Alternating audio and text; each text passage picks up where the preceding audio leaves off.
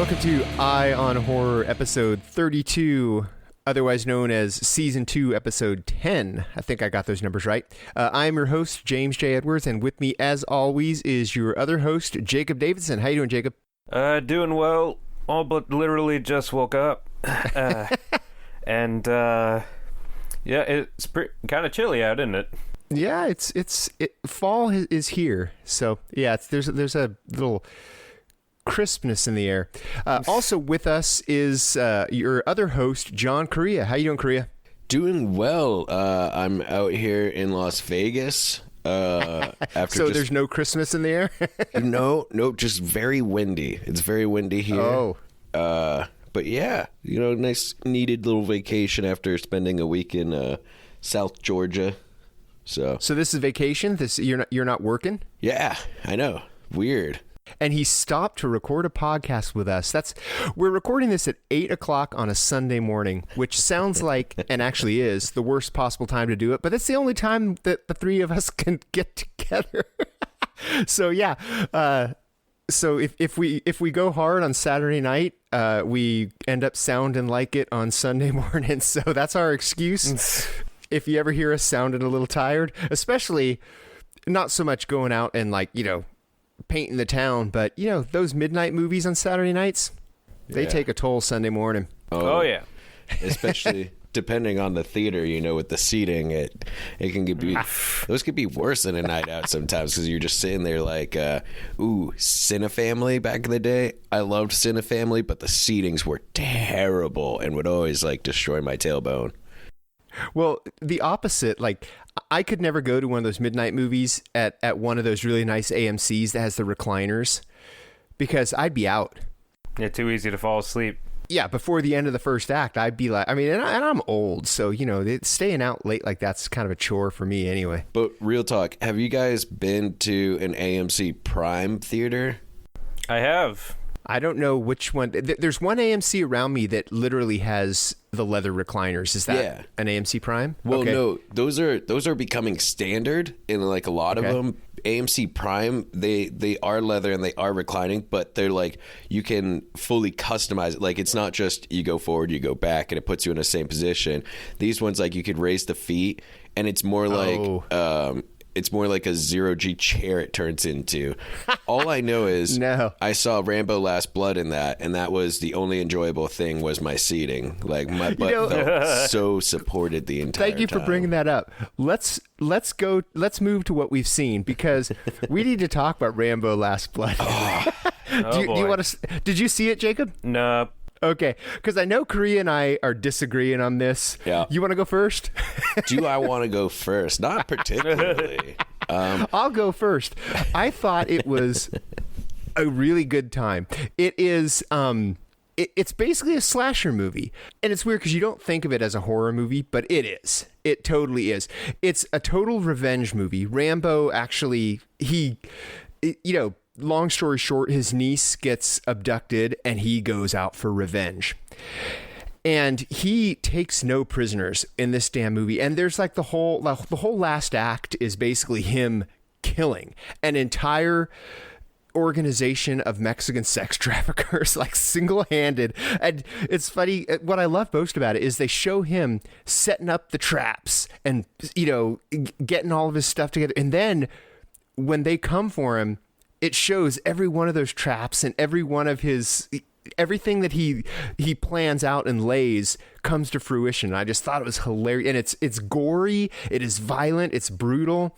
And I know Correia brought up the fact, privately, that it's really MAGA-centric, and it is. It totally is. Yeah. It paints all Mexicans as if they are sex traffickers, and there's even a couple glamour shots of it has to be CG though, because they shot that. It takes place in Arizona, right? And so I'm not sure I'm sure they shot it there too, but they have a couple of drone shots that shows the Trump wall, but it's already painted black, which none of it is yet, so it's got to be somewhat CG. But it's very much a rah MAGA movie. Yeah, very much. Well, here's the thing. There was so much there that I really wanted to like. Like, first of all, I was really confused at the whole Rambo finding peace and all that, because we've never really seen that with Rambo.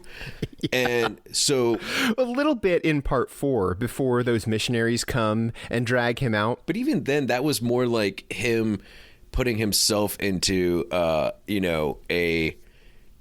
was him putting himself in a cell, Yeah. That was his penance, was being a boatman there. Here, it was just strange seeing Rambo content and happy. And there was little moments early on where they were developing that he still had PTSD in the most cheesiest way possible, with flashbacks and Vietnam footage. Like, it was just so Well, the whole on the movie nose. is cheesy. The whole movie is absolutely cheesy, and that's kind of what I loved. I just wish that, like, it was the whole PTSD thing was explored better, because that would have been a much more interesting story than Rambo versus the ultra violent, faceless Mexican evil. Because that's really what, like, struck me and rubbed me the wrong way. I think there was like one character from Mexico in that movie that wasn't in some way evil, whether it was like the niece's friend who sells her out real fucking quick, to, the brothers who were the leaders of the thing. And that was Paz Vega's, the woman who saves his ass, who barely does anything. Like, she saved him once. And then, like, I thought that it was going to turn into a love interest situation, which would have been really corny, but thankfully it didn't. No, but Paz Vega deserves so much better. Yeah. And then, like, the more MAGA heavy stuff was like how easy everyone crosses the border, like super fucking like Rambo literally gets to the border. There's a barbed wire fence. Dude has no ID, no passport. His niece definitely has no ID and passport or anything, because they both got messed up pretty bad in Mexico, and he just drives on through it. And then, like, and also when the sex trafficker cartel comes for him, they roll across in these armored Humvees, fully with decked out, guns and grenades and bazookas hanging out of them. It's like, where the hell did they get across? Yeah, and then the whole third act becomes a stand my ground. Yeah. And so, like, I can see how a lot of it is well intentioned, and the Rambo series is pretty. Especially with the sequels, gets pretty guilty of just, like, having Rambo versus, like, mass amounts of faceless foreigners and killing them. But, like, this one just felt way more, like, senseless with it. Like, yes, the violence was very gratuitous, but it just, I don't know. I think it's just because of, like, where we are at this time, and all the issues that we are having with, people wanting to put up a wall and everything. It just felt like irresponsible. Even if it wasn't intentional to have, like, this kill all them mentality with the film, it definitely comes off. But then again, that director also did Get the Gringo with Mel Gibson, and that film was very guilty of a lot of the same things too. So I mean, I understand everything you're saying, and I agree that it does paint 100% the wrong picture, but by that third act I loved. I mean, I was almost cheering myself, and Rambo is not the good guy, although neither is the cartel. There are no good. The grandma maybe is the good guy, but it's there are no heroes in it. But it's a fun little brutal gore, and I kind of disagree with you that the violence is gratuitous. I think it's cathartic. And Rambo snaps, and he basically kill them all, let God sort them out, kind of a thing. It's kind of that PTSD comes back to him, I think. So, I mean, sure, you brought up the fact, okay, his head's already off. Do you really have to shoot him with a shotgun? Yeah, dude. It's like he went full Nick Cage in Port of Call, New Orleans, and it's like his soul is still dancing on them, It's like, that just seems like a bit much, especially with, like, how I was, like, catching on all those, like, themes and stuff. I will say this. The ticket to admission is almost worth it just for hearing Sylvester Stallone trying to speak Spanish. Shit. There's only a few moments of it, but it's fucking hilarious with his thick voice. Be like, adios. Nah. You know, it's just. Nah. They set him up with the Duolingo app, and they're like, "Oh, here, learn a few phrases." he says like adios, and then maybe like one line later. Gracias, amigo. Oh man. Yeah, that's good. Okay, let's cleanse our palate of Rambo with another not quite horror, but still in the vein. Ad Astra. Did you guys see that? Ooh. No, I still need to see that.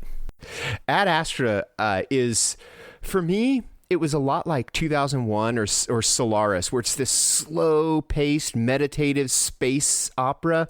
Yeah. And Brad Pitt basically carries the movie. He's the only one who's in it from beginning to end. But there's enough little pockets of action to let you, oh yeah, this is a science fiction movie. And then there's like Donald Sutherland pops in for a couple scenes. Tommy Lee Jones pops in for a couple scenes. Ruth Negga pops in for a couple scenes. Yeah. You know, it's weird because it's basically Brad Pitt's journey, but all of these huge faces kind of just like pop in to kind of help shoo him along on his way. But it has some of the craziest science. I actually tweeted to Science versus Fiction, which is the new Scott Weinberg podcast, where they actually take a look at the science behind these movies. Yeah. And I said, please, as soon as more people have seen it, do Ad Astra. And I guess they have one coming out October 8th, Ad Astra versus Interstellar. Ooh. So I'm going to have all of my questions, because the other guy who does it with him, I forget his name, but he's an astrophysicist.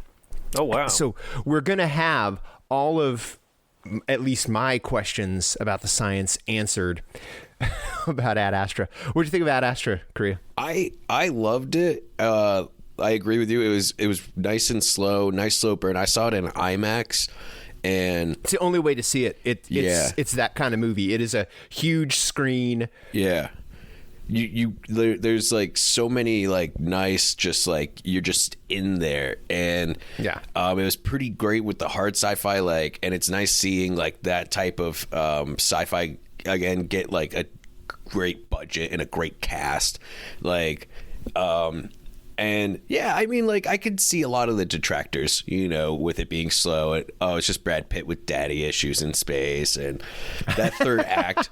But you know what? It all worked for me. And I have to say, like, I had the biggest, dumbest, shit-eating grin on my face for one reason and one reason only. They had moon pirates. Guys. What? And yes, this isn't spoiler because they show them in the trailers, but there's fucking moon pirates. That's exciting. Yep. That's awesome. Okay, you sold me.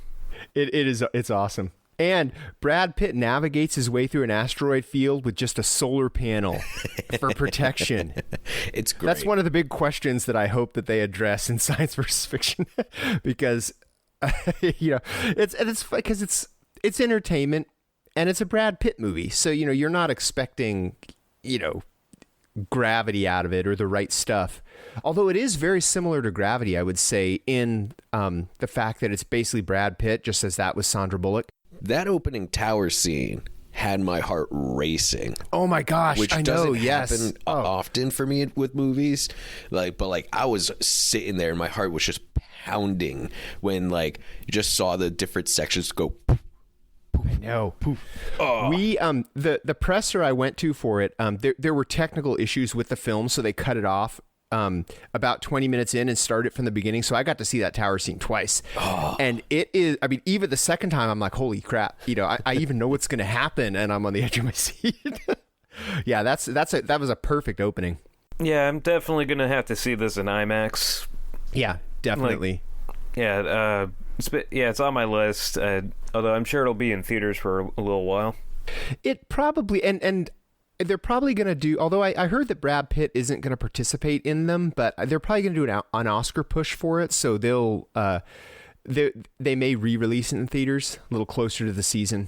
But yeah, definitely hit it in IMAX, because not only because of the big screen, but you're going to want that sound too. You know, IMAX Atmos is going to be the best way to see it, because it's big sci-fi. You know, that's the way to see it. While we're talking about movies that aren't quite horror but are still awesome, I saw The Death of Dick Long. Have you guys heard about this? Yeah, my roommate saw it yesterday. Oh my God, I loved it. I absolutely loved this movie. It's made by one of the Dans who, the Daniels, I think they call themselves, are the guys who did Swiss Army Man. Yeah. And it's made by one of those guys. They split up, I guess, for this project. And it's kind of like a Fargo type of a mystery where basically there's this band, this 3-piece band, and they party one night, and one of them, Dick Long, ends up dead. And the other two are trying to cover it up while the cops are searching for what happened. And then the wives are kind of caught in the middle where they're like they also want to know what happened, but they also want to stand by their man, kind of a thing. So, and it is, I mean, you can't really say too much about it without spoiling it because it's full of just these twists and turns and surprises. It's just genius writing. It's just really, really well written. It's definitely worth seeing. And have you guys seen Villains? Not yet. Is it? I wasn't sure if that was out. It is. It's out at. I think it was a Regal exclusive. I don't know if it's gone wide yet, but it's another one of those.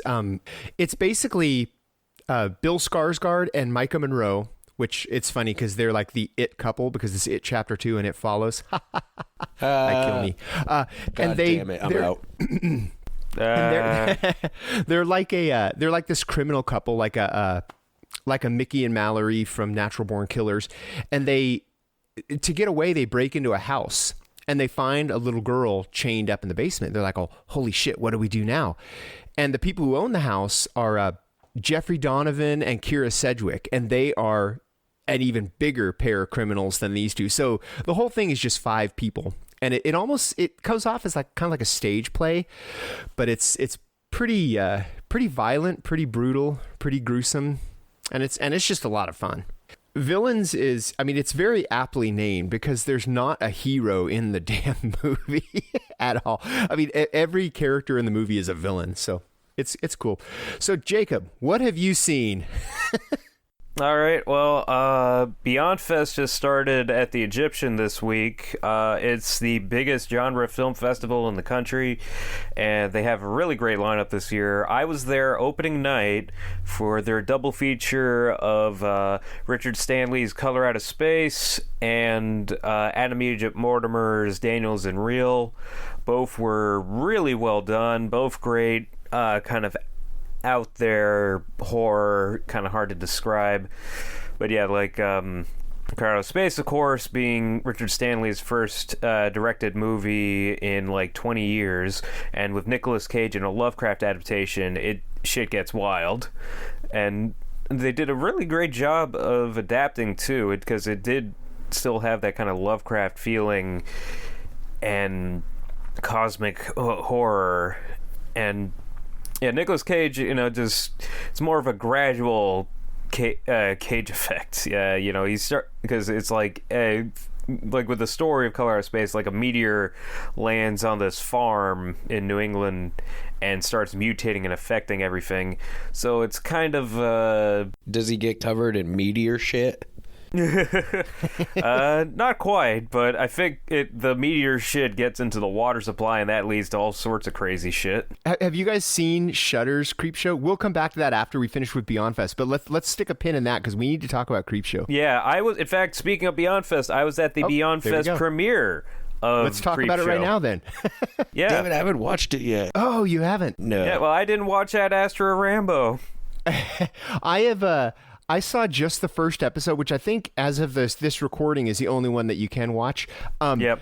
The second segment, the one with the dollhouse, House of the Head, loved it. I loved it. I wish it had ended a little more satisfyingly, but that's kind of par for the course with all Creepshow. They always seem to not really skimp the ending, but they always seem to kind of write themselves into a corner, and then they just go with like shock for the ending, and that's kind of what it was. But the setup for it was brilliant, and the way that they shot it reminded me a lot of Hereditary with the little miniature houses going around. Yeah, and it was written by the dude who did Bird Box.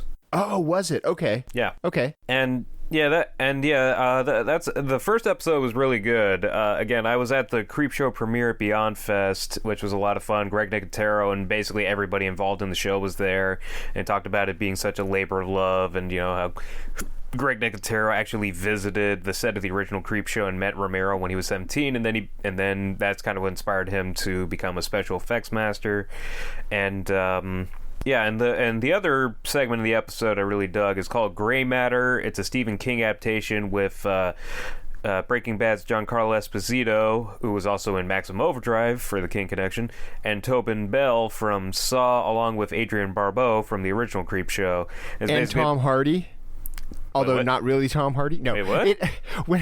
When I was watching it, when it got to the dad, I was like, oh, Tom Hardy's in this. And then the credits came up, and it wasn't fucking Tom Hardy. So not only do we have Logan Marshall Green, now we have this other guy, which I forget his name, but now there are 3 freaking Tom Hardys. I was just about to say, was it the guy from Upgrade? Was he in that episode? Is that who you're talking about? No. But now there's 3 of them. Those 3 guys need to play brothers in something. 3 brothers.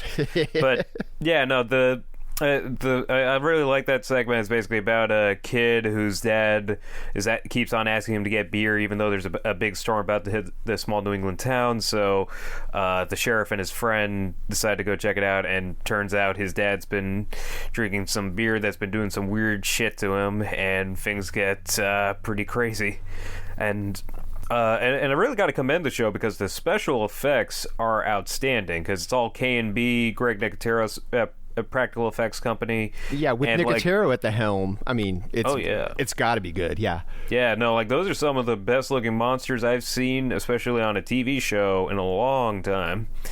And I'm pretty excited too, because at BeyondFest they had a couple of monsters from upcoming episodes on display, and there's like a scarecrow, a werewolf, and some other thing that I can't even classify. Ready to come in. Have you seen any of the episodes besides that first one? Well, when I was... Funny you mentioned that. When I was at Monster Palooza, they did show a clip from an upcoming episode called The Companion, which is based off of a Joe R. Lansdale story and directed by David Ruckner from The Ritual.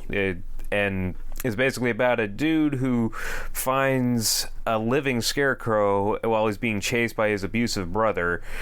And as a fan of scary scarecrow movies, it does look like a genuinely freaky as hell scarecrow story. Yeah, and again, the creature effects just blow me away. So it's this is quickly becoming like one of my favorite horror shows of the year. For me, it's more Tales from the Crypt than Creepshow. I mean, visually, because it doesn't lean as hard into the comic book thing as I would like it to, but it's still, I mean, that's not an insult. Tales from the Crypt is awesome. So it was, I enjoyed that first one, and I can't wait for the rest. Yeah, and I was pretty lucky, too, because at the screening they did for BeyondFest, they did a surprise screening of Creepshow afterward in 35mm, and so it was kind of interesting to see them parallel to each other. That's awesome. I haven't seen the show yet, but I actually did had an encounter, and this is one of those stories that makes me so happy to be a horror fan, because I was on a layover last Saturday in Atlanta, and I was wearing my new Fright Rags Creepshow shirt with the original poster baseball tee on it. And I wasn't paying attention. I was reading emails on my phone, and this guy just came up to me and he just goes, "Hey man, I don't know who you are, but I love your shirt." And I look up, and this guy's wearing a shirt for the Creepshow TV show, and I just went, "Dude, you have an awesome shirt too." And I was like, "How excited are you for that new show?" And he's like, "Oh, I'm super excited because I worked on it." And I got to chatting with him, and it turns out the guy was worked on Greg Nicotero's team. So I don't know if that guy's listening. Shout out to you, dude. Awesome work. Come on the show if you're listening. Yeah. But all my coworkers were sitting around me, and everyone's like, "Hey, John, do you know that guy?" And one of them was like, "No, this guy just saw his shirt, thought it was awesome, and now they're best friends." But that's the horror community. That's we'll spot each other every now and then and just act like we've known each other for years because of a loved interest. Anything else to report from BeyondFest? Yeah, I saw Bernard Rose's new movie on Friday, Samurai Marathon, because it's crazy. Bernard Rose did a samurai movie in Japan, and it is really good.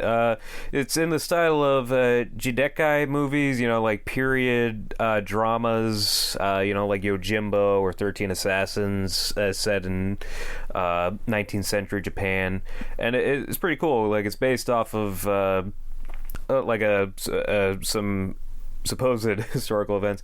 Basically, it's like when Japan is opened up by America, this lord who's kind of paranoid about it decides to order all his subjects, his soldiers and samurai and even a couple ninjas, to perform in a 36-mile marathon to prove that they're physically fit, just in case things heat up. But by accident, a spy sends a letter to the shogun saying that there's an uprising happening, so the shogun sends assassins to kill the lord and his troops. So things get out of hand. I really enjoyed it. It's got a real, like I said, 13 Assassins vibe to it. A little like feels kind of Takashi Miike like, and it's mostly a drama. But when the action goes down, it does get bloody and violent and wild. So yeah, it's totally in Bernard Rose's wheelhouse. And Dave Houston is in it as the historical figure Commodore Perry, who was the one who sailed to Japan to open it up. It was very well done, and it was a co-production in Japan. Like mostly Japanese crew. Like he was at the screening and doing like a little intro, and it was interesting to kind of hear him work like that. Just kind of adapt, like working in Japan with a Japanese company with a mostly Japanese crew, and that Bernard Rose made a very well done samurai movie. Cool. Well, let's we talked too much about Rambo and we're running behind, so let's move on to our subgenre. What do we got? Well, as I'm sure you've all heard the sad news, we've lost a true giant of horror, the late great Sid Haig, and so we figured it'd be a great way to honor him, to talk about some of our favorite movies that he was in, and talk about that a little bit. Yeah, Sid, it's kind of unfortunate because last time we recorded, he had an accident and was in the hospital, but he was on the uptick. So we were wishing him well and thinking, oh, it'll be great, he'll be back out. And then he passed. So, of course, we felt like asses because our podcast went out wishing him well, and he didn't recover. So we wanted to kind of pay some tribute to him because the word legend gets thrown around a lot, but it actually applies to Sid Haig. I mean, not just horror movie wise, but cinematically, he was everywhere. Yeah. Oh yeah. Especially when it comes to cult and exploitation films. I mean, most of like the golden age of like the Pam Grier blaxploitation films, he had roles in them. Foxy Black Brown, Mama, White Coffee. Mama, Coffee. I had heard somewhere that that when Tarantino made Jackie Brown, Sid Haig was cast as the judge, and he didn't let Pam Grier know that he was the judge. So when she showed up to shoot that scene, all of a sudden Sid Haig is the judge, and it was like a huge blaxploitation reunion, on the set. And not to mention Pit Stop. Pit Stop's awesome, and Sid Haig was just great in that. His coolest movies for me, aside from the Rob Zombie ones, which kind of jump-started his career, which Rob Zombie has done for, more than one person, let's be honest. But the real early Jack Hill ones that he was doing, like Spider Baby or Bloodbath, not quite Corman, but Corman distributed, I guess they were New World Pictures, but they were Jack Hill directed, and they're just who else but Jack Hill could get Lon Chaney Jr. and Sid Haig together in a movie? I actually rewatched that in honor of his passing, and it still really holds up well. It's because it's like kind of a proto house with a horror family type situation, because it's like about these people with the Mary syndrome, where it's like they've got the sensibilities of a child but the minds and bodies of adults, so like they're sociopaths. And Sid Haig looks so young in it. Yeah, and he plays like a very childish character. His name's Ralph, and like there's that scene where he has to dress up in a sailor suit. Yeah. He looks like a child, even though he had done Bloodbath a few years before, where he it's so funny because he is a good 1.5 feet taller than anybody else in the cast. So in Bloodbath, it looks so funny. He looks like a giant, and his character is called Abdul the Arab, I think. So what? I think that's the name of the character, which, hey, this was 1966. Times were different. You could call a guy Abdul the Arab without seeming racist. But it's just funny that Spider Baby made him look like a child when we had seen him, with a full beard 3 years earlier. And that was also Jack Hill. Yeah, no, I really need to kind of go back and check out that era more, because I haven't seen a lot of his early stuff, and just in general, I need to watch more Jack Hill movies. But it is cool that, he was kind of in that realm between, like, Jack Hill and Roger Corman and all that. Which brings me to another one, because another Roger Corman movie I remember him pretty well from was Galaxy of Terror. Kind of his kind of Corman's Alien riff, and I love the story about that, because he plays like a warrior on this spaceship going on this expedition, but his thing is that he doesn't talk. It's like he's kind of like a Jedi, except instead of a lightsaber, he's got like this crystal shuriken, and he doesn't say. He only says one line in the movie. But apparently that was because like he didn't really like the script, so he asked Corman if he could do it as like almost a mute. But the one line he delivers is so badass, because he's like, "I live and I die by the crystals," and so like he just kind of saved it up for that one line, and he just really hit that one. What about you, Correia? What's your Sid Haig go-to? Well, I mean, one of the great things about his career is that Sid Haig was also a very prolific TV actor. Like he's if you look at his IMDb, he's in so many classics from T.J. Hooker, Dukes of Hazzard, Amazing Stories, Hill Street Blues. Like, he pops up in all these little areas, so it's always fun if you're ever watching like MeTV or something, and some of these classic shows come on, and all of a sudden, boop, there's Sid Haig. Heather Langenkamp had tweeted out something about, she says, "I know you all know him from Roger Corman and Rob Zombie, but for me, he'll always be the janitor Bob on Just the 10 of Us," because she was on Just the 10 of Us. And that's where she remembers meeting him from. But I mean, Correia's right. He was in just about every TV show in the 80s, I think. He popped on as like a guest star. He was like one of those, if they needed someone with a certain look. But I remember he was on like Fantasy Island, and I want to say he was on Magnum PI as well. But he was all over the place. Just one of those very familiar faces. Yeah. Oh, extremely so. And that's why, for me, when I think of like classic Sid Haig, I have to go with Foxy Brown when he's Hayes. Sid Haig as Hayes and Foxy Brown, that's just like where you could really see him and Pam Grier having some great chemistry, because the two of them worked together so much on Jack Hill films. But yeah, Foxy Brown not only is like the epitome of a female-led blaxploitation film and Pam Grier vehicle, but yeah, that's my favorite Sid Haig performance. And then, of course, Captain Spaulding. Oh, yes. Where, 3 movies. Have either of you guys see 3 from Hell yet? Not yet. I haven't seen it either. So, but he was also in other.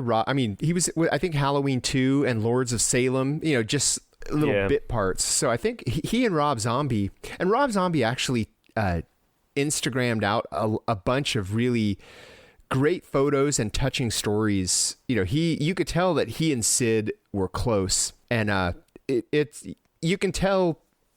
Not just Rob Zombie, everybody was affected by Sid's passing, but especially Rob Zombie. You could tell that he runs the kind of sets, I imagine like Tarantino's sets as well, because he keeps working with the same people, that everybody it's almost like a class reunion when they make another movie kind of a thing, like everybody's, good to see you again, kind of a thing. So Rob Zombie had even said that it was Bill Moseley who called him and let him know too, which is another in the Zombie stable of actors. So yeah, it's just kind of, I mean, you can't say it's unexpected, because he was not elderly, but he was pretty old, and he did just have that medical emergency, and I guess it was a lung infection that basically complications of his fall that finally did it. So not unexpected, but still tragic. Yeah.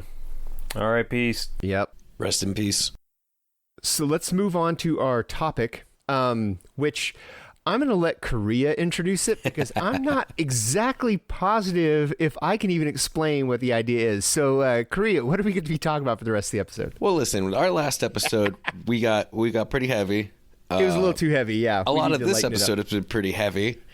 Kind of. You know, so I figured we'd do something a little bit more lighthearted, a little bit more relaxed, and talk about October, because obviously we're all horror fans. We love horror. Halloween is our it's our holiday. I mean, that's it's our time, and it's our time up there. It's our time to shine. But I mean, I don't know about you guys, but like I celebrate Halloween basically every day. I know that sounds cheesy, but it's like the horror movies never stop playing on the TV. I don't need a specific month to tell me to watch horror, you know, but definitely everything amps up around October. I was jokingly told my fiance the other day that it's my most expensive month out of the year. And that's because there's so much to do. And there's so many traditions and so many things. So I just wanted to like get a discussion going this week on what we do ourselves for Halloween each year. I know there's a lot of different things that people do. Like I've definitely attempted the 31 days of Halloween of watching a different horror movie every day. And every year I always try to make it movies I haven't seen yet. And every year I always end up missing like a week of being able to do it. But yeah, what are some big things that you guys do during the month of October to celebrate? For me, my big thing are the horror-thons. Like, there's a couple that pop up every year, and this year is going to be particularly interesting because I'll basically be having a horror-thon every week in October. Because one of the more traditional ones, of course, is the New Beverly Horror-thon. They do a Dusk to Dawn type horror-thon with like all-night horror show, excuse me, and it's all kept a secret, so you'd never know what you're gonna get. Is it on a Saturday? Yeah, it's on a Saturday. So we need to make sure we don't record the day after that. Yes. The Sunday after. Yes, please. Otherwise, I'd be very sleepy. And it's also cool because, you know, it's the New Beverly Tarantino theater, so it's all 35 millimeter or otherwise prints. And it's always fun guessing because they do this little game where they play trailers related to the movie they're about to play. So you kind of get a preview or like a guess of what you're just about to see. And it's always, there's always something wild, so I'm pretty interested to see what they dig up this year. And aside from that, there's a anthology-a-thon happening on the 12th, hosted by Friday Night Frights and Secret 60mm, where they're basically going to do a marathon of anthology movies, which is going to be so much fun because instead of just 6 movies and 6 stories, it's going to be 6 movies and like dozens of horror stories in one.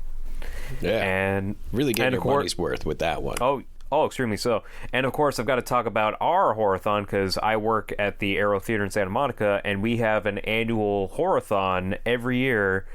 On last Saturday of the month. This year's 27th, and it's looking to be really crazy. We announced the lineup too. Let's see, it's remembering offhand. We've got Critters, Halloween 2, Ruby. But it's going to be a fun time, and I love the Aero Horror-thon because we get to dress up in costume, and we have our signature mascot Corngorn, the living god, and all these characters and stuff. So it's always a fun time, and I've got a ton of movies and horror-thons to do this year. I'm the Debbie Downer of the group because I don't really do anything different in October. I kind of, you know how people who drink heavy consider Cinco de Mayo and St. Patrick's Day amateur hour? And I won't say that's how I feel about October with other people, but I don't really do anything different during October. You know, I basically celebrate horror year round, and I know you guys do too. Yeah. And part of it might be because I'm not in LA, I'm in San Diego, so I don't have access to all the all-night horror-thons kind of a thing. The most I have is there's one theater down here who does midnight shows, which next week they're doing Scream, and the week after that they're doing Halloween. This is the Ken Cinema. So that's kind of the only deal there. What I do is I keep an eye on Vudu for because they always have some awesome Halloween sales. Yeah. So I usually can fill in some holes in the digital collection. And that's where my money goes this time of year, honestly, is plugging some holes in the collection, because I love the Halloween sales that they have, you know, because I don't leave the house. My ideal horror-thon is, you know, between the dogs on the couch with a monster in my hand and the remote in the other. Yeah. So Jacob's, you know, sitting in theater seats for the entire month, it sounds like, and you're at home Pretty with much. the dogs. Both sound awesome. Definitely. And I don't know. I'm definitely doing some marathons, like at home mostly catching up on all the Blu-rays I've bought throughout the year that haven't gotten around to because of work and whatnot. But I am going to BeyondFest is doing a triple feature with Tom Atkins. Yeah. Tom Atkins is going to be there, so I'm going to try to get him to sign the chest of my Tom Atkins action figure I got recently. Seriously, I think I posted a photo. Yeah. You open it up, dude. Tom Atkins is stacked. But I want to know how anatomically correct. I mean, make Tom Atkins open up his shirt and get a picture of him next to your action figure. Does he really look like that?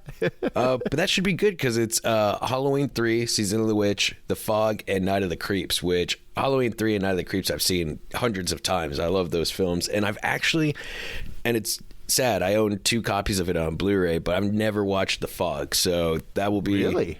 Yeah, so that'll be... The Fog is awesome. Yeah, so I'm looking forward to it, definitely.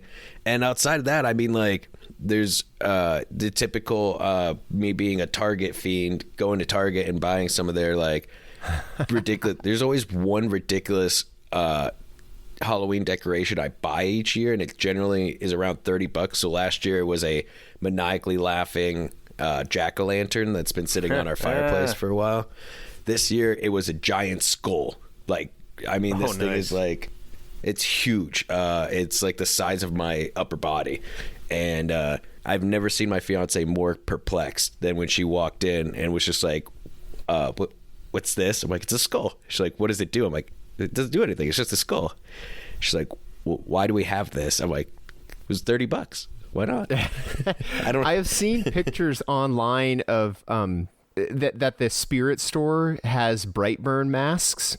Oh, nice. And I kind of want one, just because that would be the easiest Halloween costume ever. Just a Brightburn mask over just like regular collared shirt and pants. You know? Well, you also need the cape too. Yeah, you would need the cape. In the movie, is the cape attached to the mask though? I think it was. It's kind of like a hood.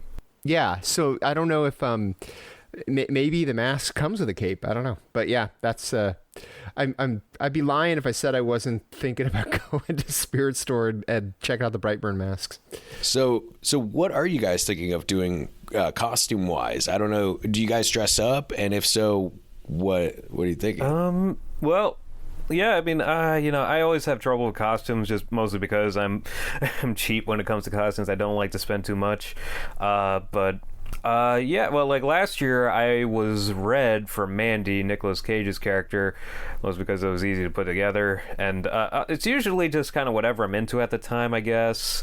Like, I was just thinking last night, because like I was thinking about, Rutger Hauer passed away this year, sadly, and I was rewatching so many of his movies. I was thinking maybe I could do Hobo with Shotgun. Easy to do, and I'd be honoring the man. I mean, you definitely need the sock full of coins with that costume. That's the deal sealer. My go-to Halloween costume, just because I have the dog to warrant it, is Davy and Goliath. Gee, Davey. Yeah, because my dog is an 80-pound boxer and he looks like Goliath. So all I have to do is throw on the gray pants and the red plaid shirt, and then I get to bring my dog anywhere I go because he's part of my costume. Brilliant strategy. And that's Davy and Goliath, not Moral Oral, right? Oh, wow. It's either that or I could dress up as Shaggy, and because my dog also bears a resemblance to Scooby-Doo. Zoinks. Right. That's awesome. I try to be a bit creative with mine, but go as cheap as hell. So like last year I went as Tina from Bob's Burgers, which after a few, me wearing a skirt was they had no pockets. Like I that was my resolve this year, was to make sure I had a costume with pockets. I kept losing all my stuff, but so this year I'm gonna go as Sam Neill in The Mouth of Madness. Specifically when he's in the movie theater and he's got all the crosses drawn all over himself with the big thing of popcorn. So I have the nurse's uniform, got it real cheap from Dickies. Now I just need to spend a few days just drawing crosses all over it. So if I seem a little loopy the next time, it's probably because I drove myself mad trying to make that costume. Nice. Yeah, and I'll feel bad for whoever I'm working for the next day, because knowing me, I'll probably just Sharpie it all on my face too. Yeah. So just walk around with crosses drawn all over my face for a few days. Sounds like a plan. Or you could just use the same paint that like football players use, so it'll come off. Yeah, but I don't want it to come off throughout the night, you know? There you go. Okay. I get sweaty. You know, I'm fat and hairy. I sweat very easily, so like it might just have to be permanent marker and, you know, just freaking out people for a few days after. Or I could just go to Hollywood Boulevard, maybe make a few bucks posing for pictures. Yeah, there's an idea. Yeah. Maybe. You like how he threw in the posing for pictures, like kind of as an afterthought? Yeah, as soon as that first part left my mouth, I was like, oh, not that end of Hollywood Boulevard, people. The one... Don't want to give people the wrong idea. Near the Chinese theater, not near Los the Angeles' Times Square. Yeah. Yes. Yeah, and let's see. Aside from that, it's kind of funny talking about because I've already kind of done it. But going to like haunted houses and stuff. Like I've already done Not Scary Farm and Halloween Horror Nights. But there's still plenty of stuff to do. Oh yeah, there's still Six Flags. There's still one of the great things I love about living in the Valley, especially near Burbank, near Magnolia Park, is Magnolia Park already has a lot of horror-centric shops with Dark Delicacies, the Bearded Ladies Mystic Museums, and 3 different Halloween Town shops. So, like, we celebrate horror at Magnolia Park year-round, but there's also a lot of people who they turn their houses into little haunted houses things that you can, and they have maps and addresses, and it's all free, so you can go and visit and see all this great work that people independently put together into as well. So it's always something to do. Does Disneyland still haunt the park out like they used to? Yeah, they do some stuff. Like basically they turn all of the French Quarter into the Haunted Mansion kind of a thing. And to my understanding, yeah. Like I've never been to Disneyland, but I got friends who go there quite regularly. You've never been like ever? No, never been. Wow. Yeah, never. It's too damn expensive. My days of going to Disneyland I think are over. But as much as I want to see Galaxy's Edge, but yeah, I just can't afford it. I mean, I used to go all the time when it was like $15 for an all-day pass, but this is, the 80s. Yeah, different times. But yeah, I mean, it doesn't matter if you go big and go to hit up all the amusement parks. I'm definitely looking forward to our annual visit of Halloween Horror Nights at Universal, especially since they have a Ghostbusters one this year. Or like small things like hanging out and watching movies with your dogs. As long as you keep the spirit of Halloween in your heart, it's always there. Aw, that's sweet, John. Aww. And on that, let's call this an episode. Little lighter weight than we have been, but that was the point. Yeah. Our Music is Restless Spirit. So if this episode was too lightweight for you, go listen to their record, and that'll wake you right up. Our artwork is by Chris Fisher. So go and check out his other artwork as well. Me, James J. Edwards, you can find on the Twitters at Cinema Verite. That's like verite, but with fear. So Fearite. Where can we find you guys? Jacob? You can find me on Twitter at Jacob Davison _. That is at JACOBDAVISON _. And you can also find my horror anthology podcast series that I'm writing for Dead Time Stories on iTunes and Google Play and all that business. When are your new episodes coming out? I've been listening, and it's always some other dude writing. I want to hear some more of yours.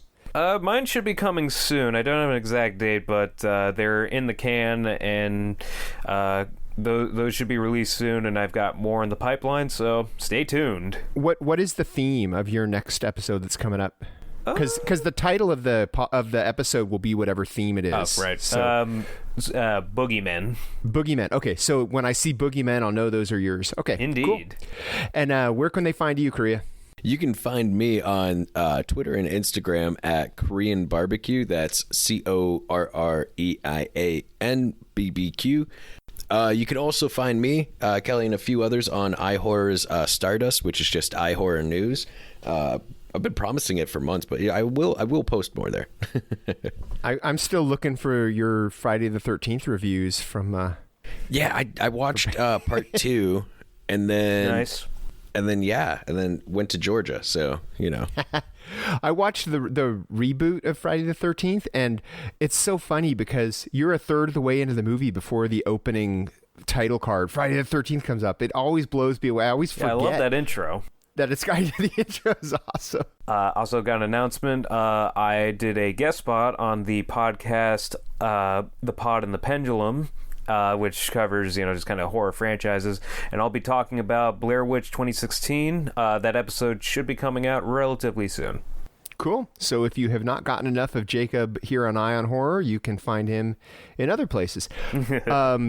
You can find all three of us at the Eye on Horror Facebook page, at the iHorror Facebook page, or at iHorror.com.